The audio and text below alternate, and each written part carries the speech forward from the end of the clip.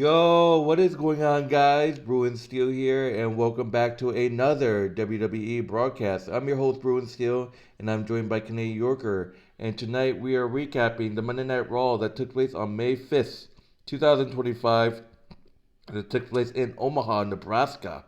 So it is the road to Backlash 2025. The Backlash pay per view is this Saturday.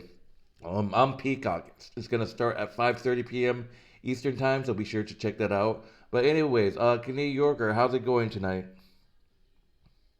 Not bad tonight. Can't complain. Excuse me. A little tired because it's been a long day and there's a lot of things going on. But glad to be here for another broadcast. All right, so let's get started. So to start off the show, we got main event Jey Uso making his entrance through the crowd, and he gets a mic. He says that he's here, and he knows Logan Paul is here, so he wants to stand on business, and he calls Logan Paul out. He gets interrupted by Paul Heyman instead. He introduces himself and says he came here tonight not to disrespect the World Heavyweight Champion, but because he had something to say to Jey Uso's face. Russo said Paul has a lot of balls stepping in the ring after what he just did to his family, and Heyman asked if he's going to lecture him about betraying the tribal chief. Jay said he is because he saw through him, and he warned both Roman Reigns and CM Punk about Paul E. And Heyman says nobody warned him about how his best friend in the world, CM Punk, put him in a position where he is absolutely 100% guaranteed to be a sabotage. He gets drowned out by CM Punk chants. He says they chant because they don't know what is in the dark heart of the Punk, and again complains about being put in an unwinnable position by him. And moving on to Roman Reigns, he had a dream with Punk while Roman was still playing high school football, long before he followed in his father's footsteps in a wrestling ring. He had the dream to stand in his best friend's corner at WrestleMania. And what did Reigns think he was going to do? Sell his secrets to Punk? Why would he do that after building the bloodline up for 5 years? Why? He found a stray big dog and turned him into a tribal chief, and he's not the one who blew the world title by getting beat by Cody Rhodes after being distracted by Seth Rollins.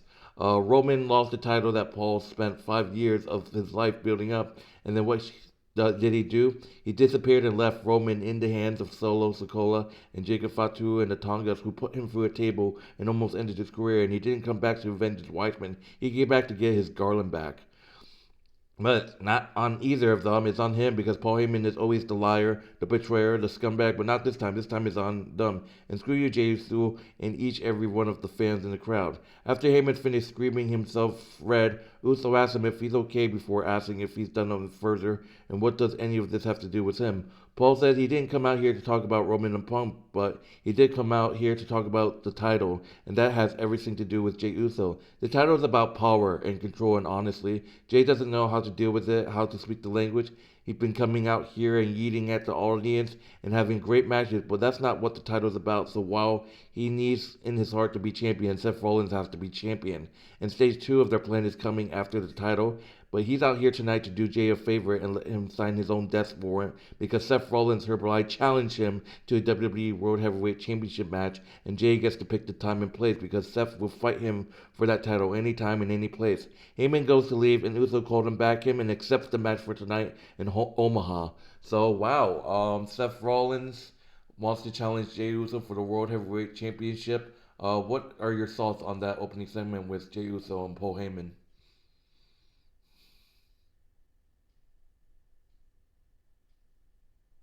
Hello? Sorry. I was saying I was just thinking about what was what was just said here. Seth Rollins versus Jey Uso for the World Heavyweight Championship. I gotta say, what a turnaround! What a turnaround! Because Seth Rollins, when he was World Heavyweight Championship, defeated Jey Uso to retain his championship. And now Jey Uso is champion, and Seth Rollins is challenging Jey Uso for the championship. I think, Alexa, and stop. on top of that, Braun Breaker is in the background, and Braun Breaker and Jey Uso have no love lost. Obviously, I think Braun Breaker would be a better fit for to be the challenger for Jey Uso because Braun Breaker and Jey Uso never actually had the match at WrestleMania because it was taken away, and Sami Zayn was replaced to be the guy that's taking down Braun Breaker. Um, I think it kind of makes it interesting because there is some history between Jey Uso um, and Seth Rollins. I think Seth Rollins would be a good runner up for after Logan Paul. After Jey Uso beats Logan Paul at SummerSlam, I mean at Backlash. But I think if Seth Rollins was to get involved in Jey Uso's match, then Roman Reigns would interfere in Seth Rollins' match and cost him the championship. I know CM Punk is going to relish that opportunity to also do the same thing. Um, it's Paul Heyman's history with the bloodline, and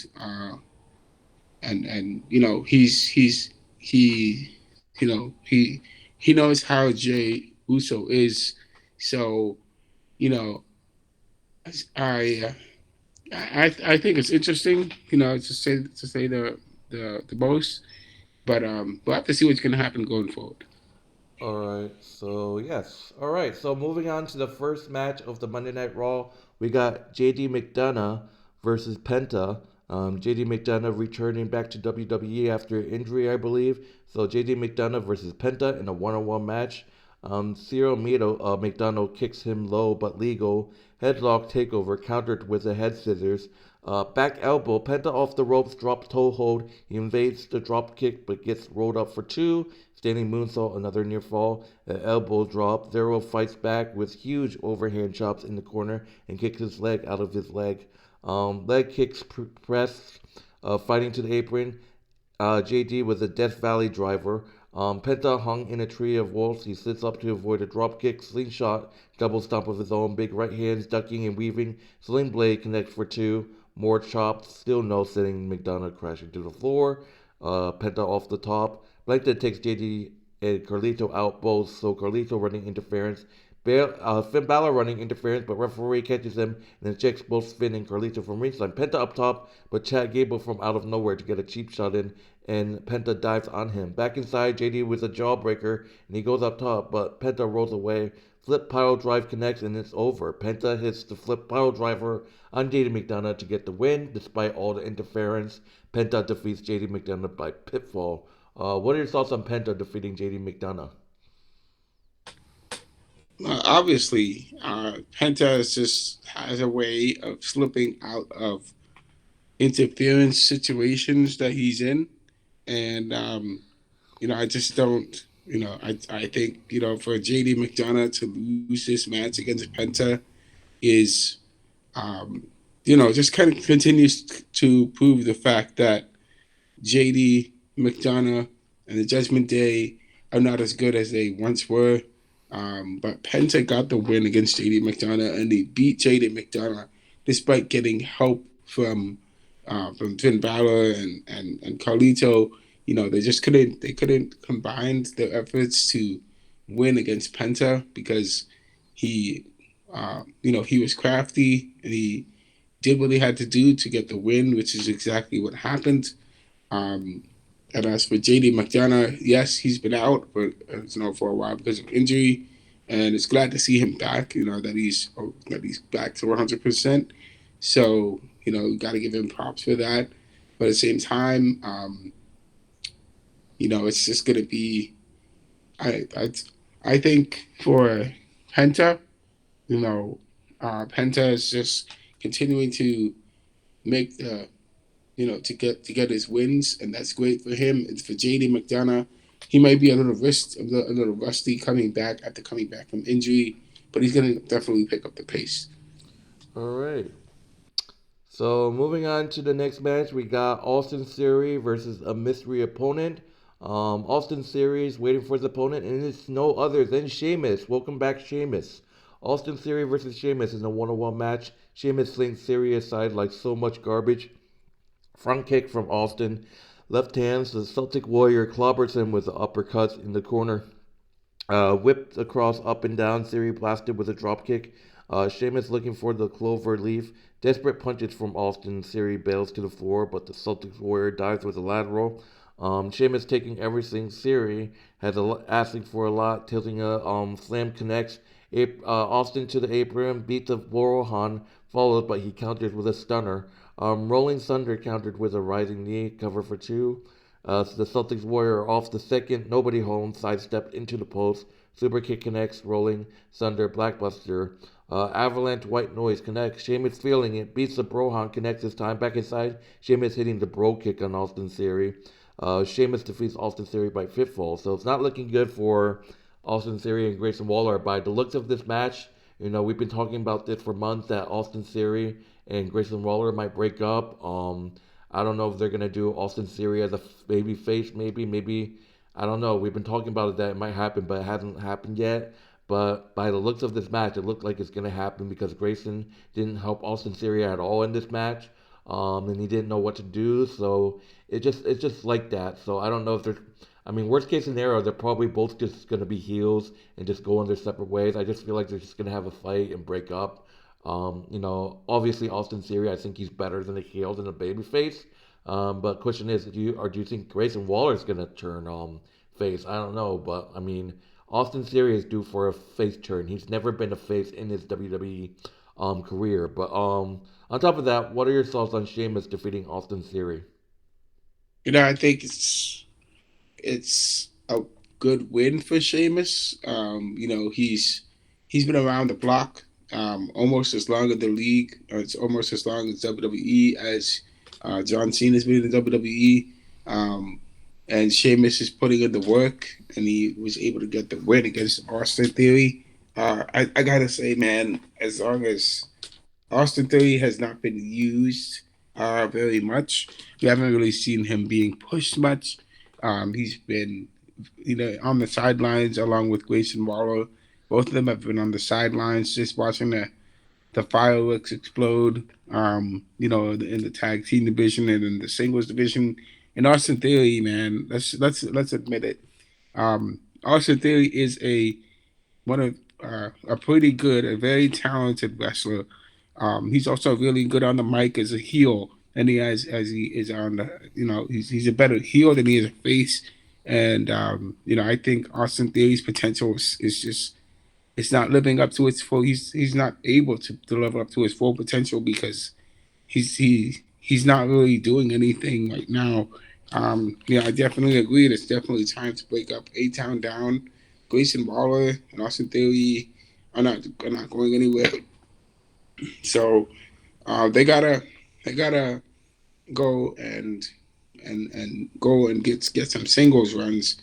Austin Theory needs to get some sort of title, Intercontinental Championship maybe, or I had heard some talk about some people were saying that Austin Theory would work, maybe go with Seth Rollins and Paul Heyman, which would make it interesting for Austin Theory because he hasn't really been part of any big faction in the past. So it would make sense for Austin to kind of uh, try to get into ears and get there so he can see him and help him really improve.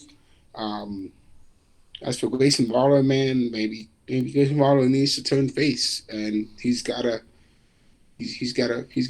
face somebody for the title, for an intercontinental title or a singles title. So he's got to do it.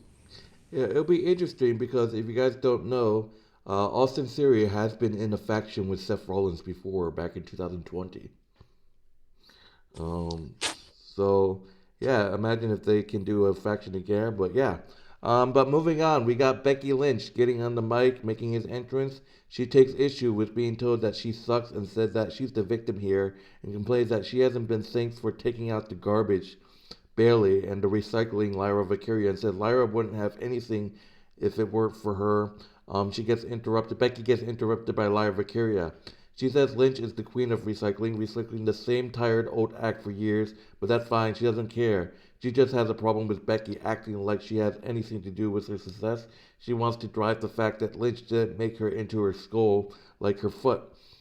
Becky went on holiday and everyone got better, and she made history of her own and says that she's defending her Intercontinental Champion more times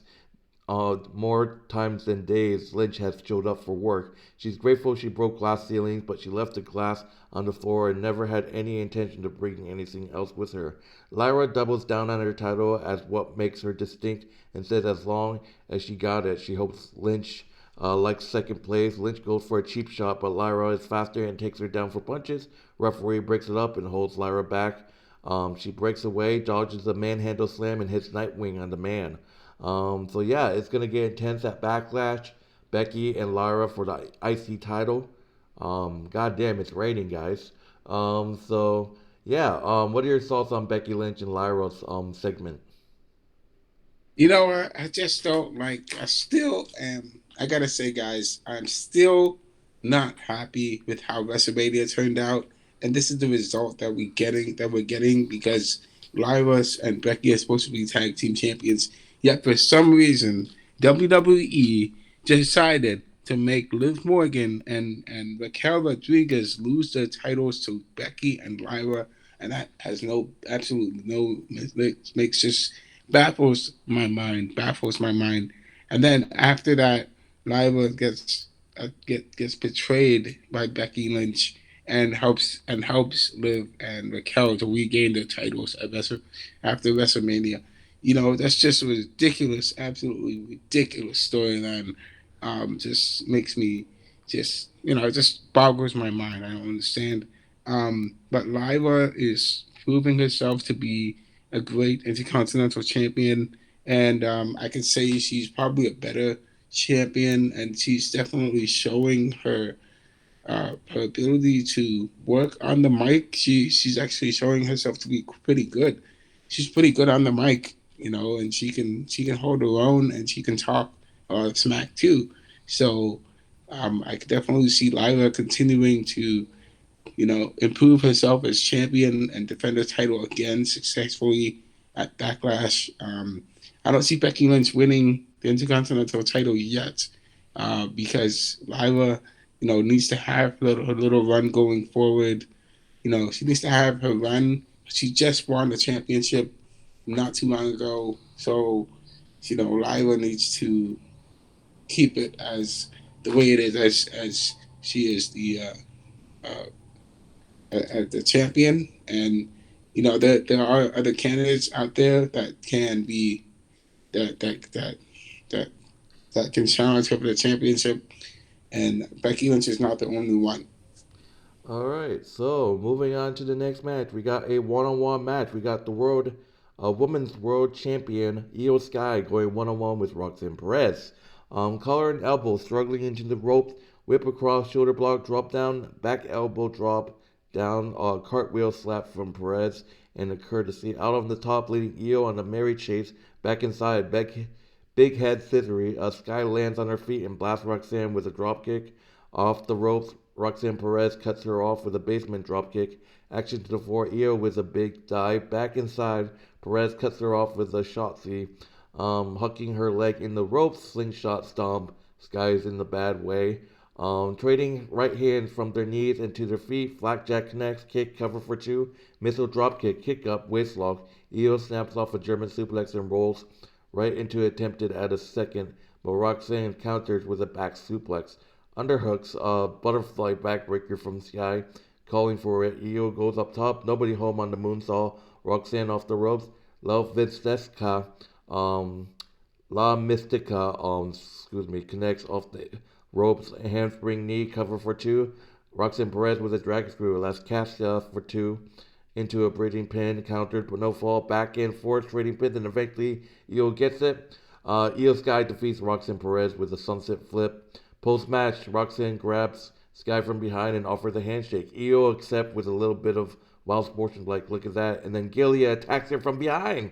Roxanne smiles, enjoys the beatdown on the WWE Women's World Champion. Super kick, surfboard, stomp combination.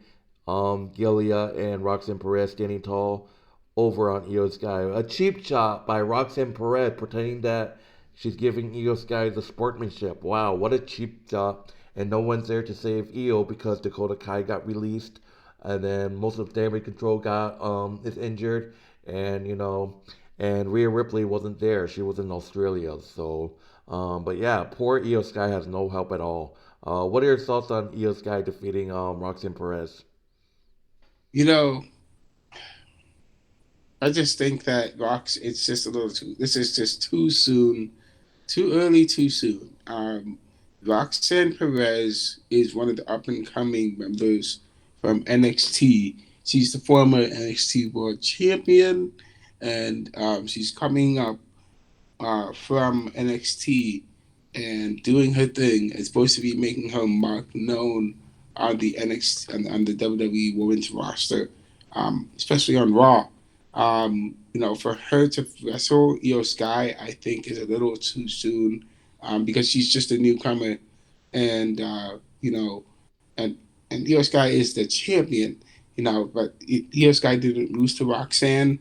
That's great. She got the win over Roxanne. But at the same time, I think it's just for the image part. You're having a champion basically wrestle against an a wrestler who is just entering to the WWE, and I think Roxanne needs to earn her shot. I'm not saying that Roxanne we're going to see Roxanne versus Iyo Sky in the future, but that might happen in the future. But at the same time, Roxanne and Iyo Sky will have to be put on the back burner because Roxanne has to prove herself as one of the best women wrestlers out there, and she has. She's definitely proven herself in the Royal Rumble. She was like top three, top five before she got knocked out. She's one of the best in the business.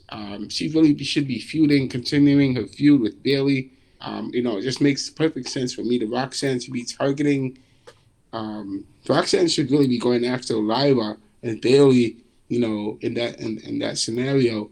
But for some reason, we're having Roxanne target a bigger fish in the pool, which is Iyo Sky, Grand Slam champion, defeated Rhea Ripley and Bianca Belair. I mean, we haven't really seen much of Bianca Belair since her loss, at WrestleMania, and it's a tough loss for her. Um, and Rhea Ripley, she has also been in and out, not doing too much.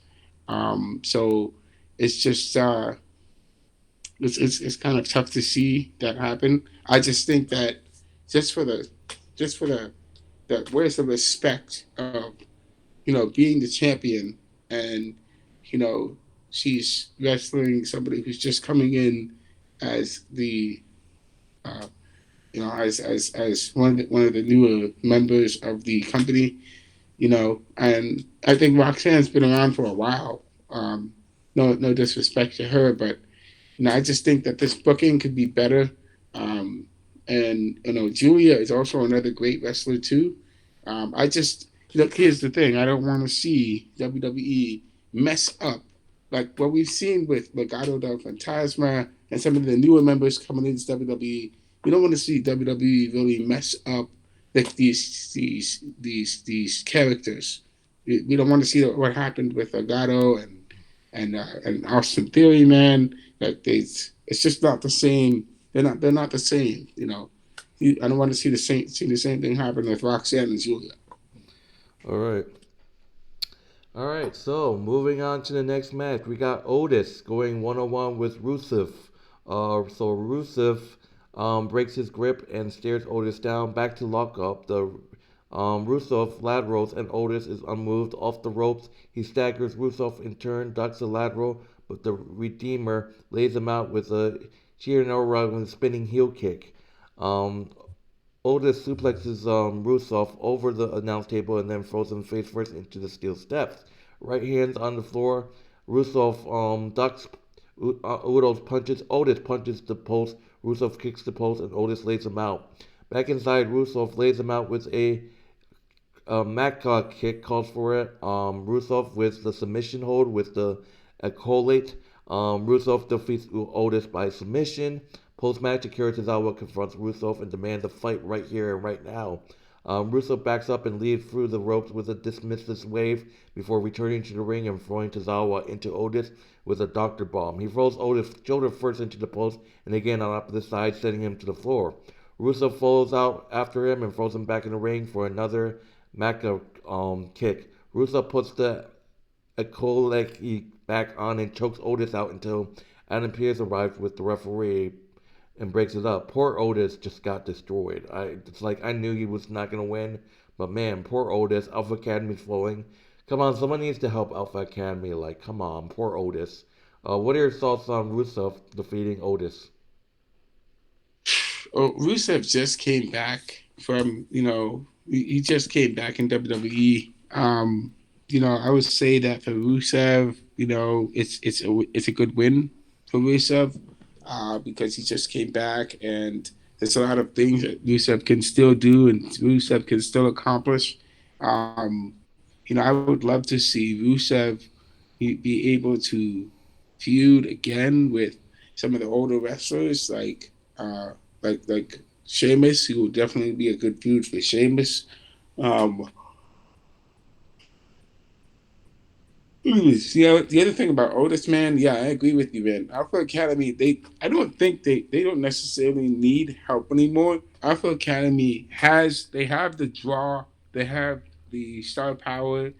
People love Alpha Academy, and I would love to see Alpha Academy just by themselves with Maxine, with Otis, and with Tozawa, man. All three of them, the three of them can be successful, man. They can definitely make a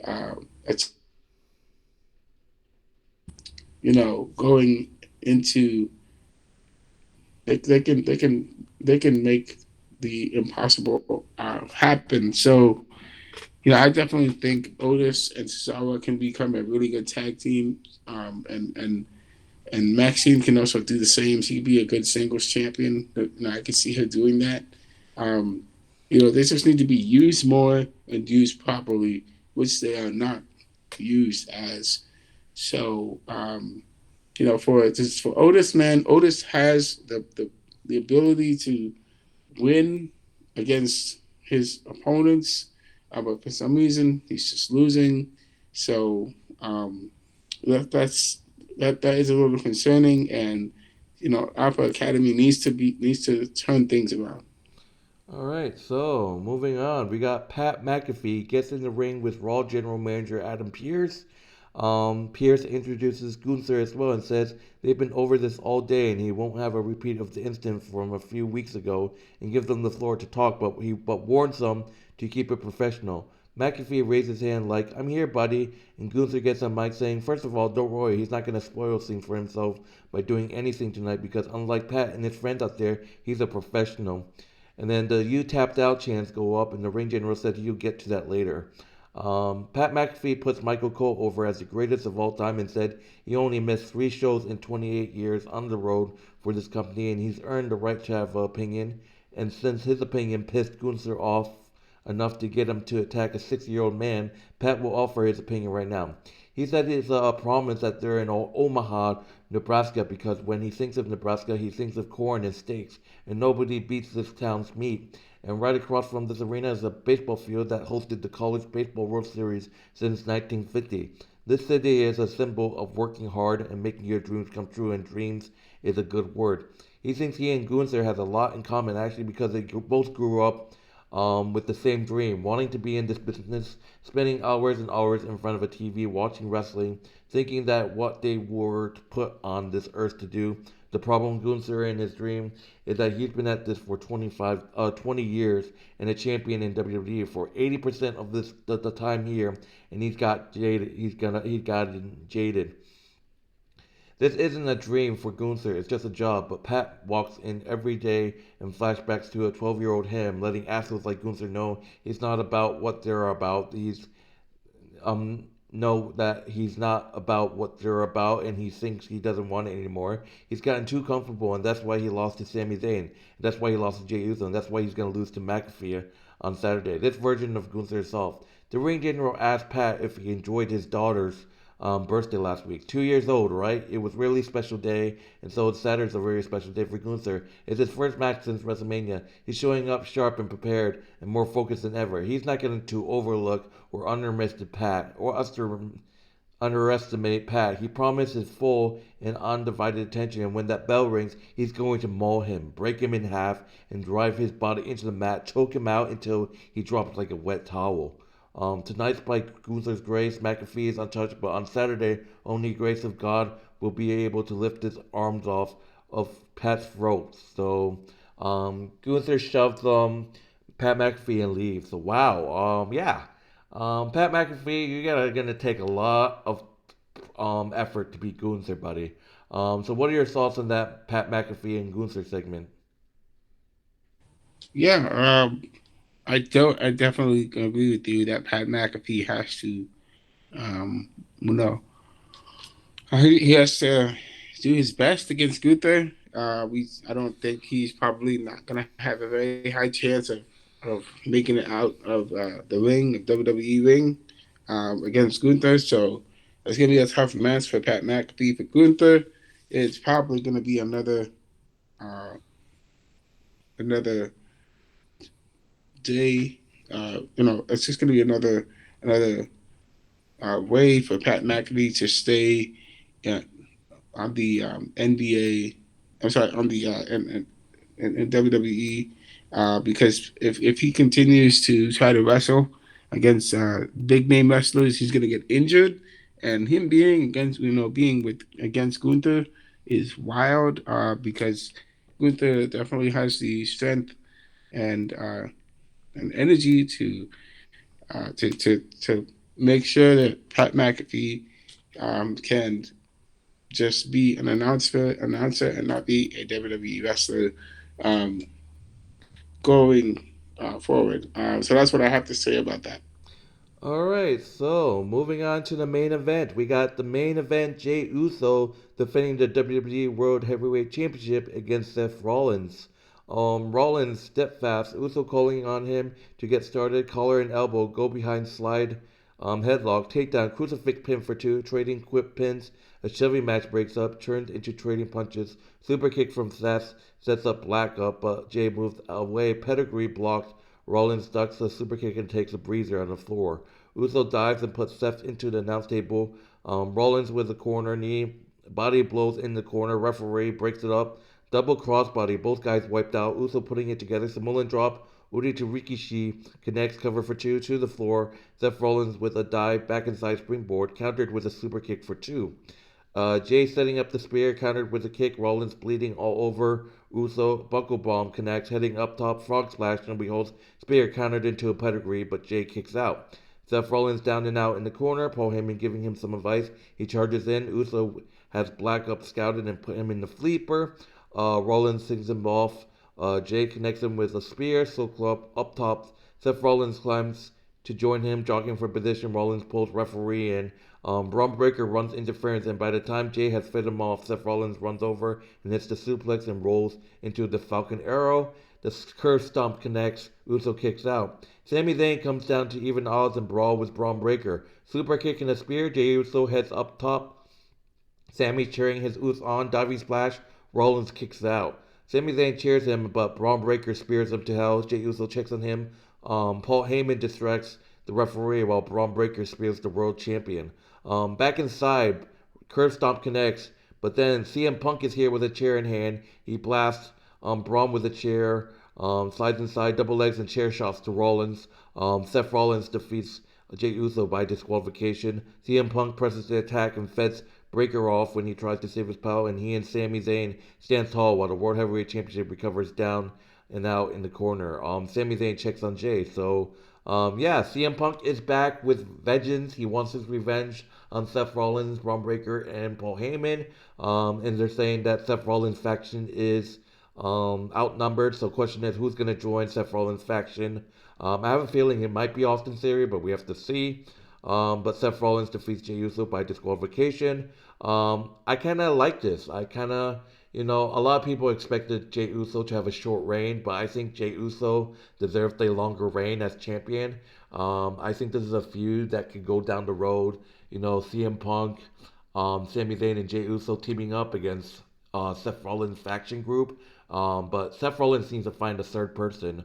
Then you can have a six-man tag team match. But what are your thoughts on the chaos of this match, and what are your thoughts on CM Punk returning, causing the disqualification? Yeah, I think it's like I said earlier in this video that that CM Punk is not going to allow uh he's not going to allow Seth Rollins to get his win because of what Seth Rollins did to him at WrestleMania. Seth Rollins got Paul Heyman to betray him and to betray CM Punk and uh, uh, excuse me. Um, Seth Rollins, betrayed Paul Heyman betrayed Seth Rollins and Roman Reigns, and also backstabbed them both. So it's just really uh, it's something that needs to be fleshed out more because Paul Heyman has only been with Seth Rollins for such a short period of time. It'd be great to see Becky Lynch just join hands with Seth Rollins. Why is that not happening at all yet? Why isn't Becky Lynch joined Seth Rollins? Um, it's just a tough one to call, but I think that Paul Heyman needs to, Paul Heyman has to, definitely find a way to make connections between Seth Rollins and himself, and also the